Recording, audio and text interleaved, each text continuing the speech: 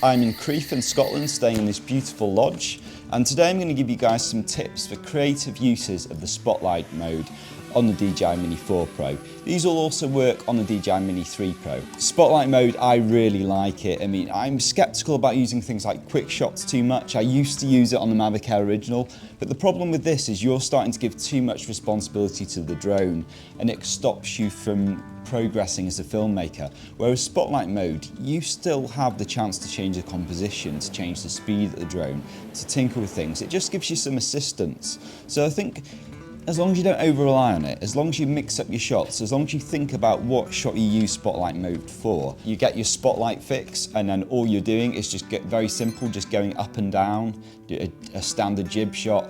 So you can apply cinematography principles and also have a degree of control over your composition. Going up and down can look amazing. I also did it in Liverpool for this shot. If you have a clock face or some sort of feature when you go up and down and it takes care of the gimbal work for you. I always do with this though guys, is I always like to get my shot and then switch the spotlight mode off, because then you're getting more of a reveal shot. So you're giving yourself the luxury of choice afterwards in editing. Do you want that gimbal to move with your drone to do these cool shots? Or maybe it looks better switching it off. So once you're happy with your composition, do a spotlight mode shot, then just go up and down. Give yourself the choice in future to go back and change it. You might be wondering why I've got this red tape around my DJI Mini 4 Pro. I saw a video by Brett Conyers talking about this preventing bird attacks, the red reflective tape. So let's hope today it doesn't get taken down by some birds. Brett seemed like a legit guy, he seemed like a very genuine person and he was talking about his experiences. So I think it's worth it. And look, it makes sense because red's a warning colour. If you were a bird and you saw this, it's like a mini dragon, isn't it? Do you know what I mean? I wouldn't be playing around with a red angry looking drone like that. Okay, so I've got an ND16 on. It was actually a bit of sun this morning in Scotland, believe it or not. So I would class this as a medium shot, okay, in relation to the distance of the monument. See, I like that, the moment the intersection there where you can see the background. And notice here, you're getting some lighting coming in from the side. And it's still gloomy, but it looks good. So we select the monument and then just move back. See how it just does the gimbal work for you. That nice reveal of seeing the mountains.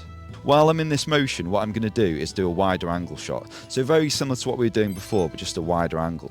This is nice actually, isn't it?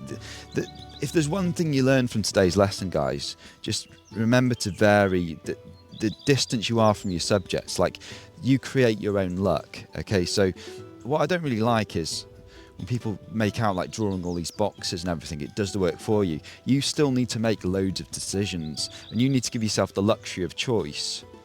I would much prefer to do one orbit really well in one spot rather than giving you 20 different ways to film a tower, you know? The orbit is generally the best to do for castles and towers, so make sure you nail that, make sure you nail the lighting, make sure you nail the relationship between your topic and the background topic. Okay, so here, I've taken the spotlight mode off, which I think is a really important thing to remember, is to sometimes just take it off, because then you're capturing the detail. It's almost like going up and down on a skyscraper, isn't it? You know, it's just going up and down, revealing more and more and more. And it creates a difference between the shots you got earlier. So let's go up. Keeping nice smooth speed. And also let's think about varying. So you've got, notice a bit of a rule of thirds that we've got going on there, and then go down again, go up and down again. That's nicer actually. So all these little tweaks, all these little changes you make, every time it's a little bit better. Do you get what I'm saying? That's why I don't really like these videos where everything's so black and white, you know, just click this box, just do this, it does it for you. You've still got to make loads of decisions when you're out with your drone. And then what we can do is we can go for a rule of thirds shot, okay? Getting even a bit closer. Just make sure that's focused on the topic there. I don't like too much, maybe just about there, so it's slightly off center. Okay, so we're just going up and down here. seeing a bit more of a detailed shot there, aren't you? See what I mean? Okay, so let's go straight up. Wow, I loved seeing the little tree on there, little branches. Deal's Cauldron, I just took some shots then. Now unfortunately, because of the waterfall, it's a bit too loud to do audio and do a live flight, but I'll talk you through what I just shot. Filming a waterfall, I like to use spotlight mode in a completely different way to what I would with the monument. So then I'm thinking more about going across, down, different angles. I'm not really thinking so much about doing orbits, so just simple push-ins, and then the gimbal is looking down for you or revealing back for you, or just doing jib shots as well. They can look really nice. But what I would say though is remember to sometimes click the box off. Sometimes the problem with using spotlight mode is it can take away the reveal aspect of your filming. So the first few shots I was doing in 4K 60, then at the end I switch off the box, think about a reveal, think about the rule of thirds, think about using normal photography principles, apply that to your cinematography. Think about showing the viewer something that they don't see initially. And that is the problem with using spotlight mode too much. There's a risk that you just select the box, do your orbit, go on to the next spot shot, select the box, do your orbit. It's a bit like learning music. You need to know the rules to then break them.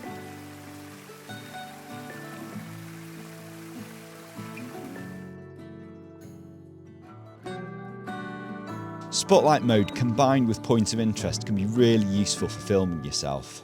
First thing we want to do is draw a box like with anything in spotlight mode. I'd like to select a point on the ground or a tree, just as long as it's not a person. Then move your drone around for a few seconds. If you notice the drone then locks onto that point's GPS. You then do point of interest and select the direction and speed at which you want the drone to move. And then in your own time, whenever you're ready, you can then walk into the frame.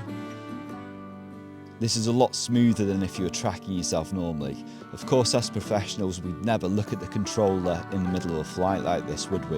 You can do reveals behind trees, you can do vlog sections.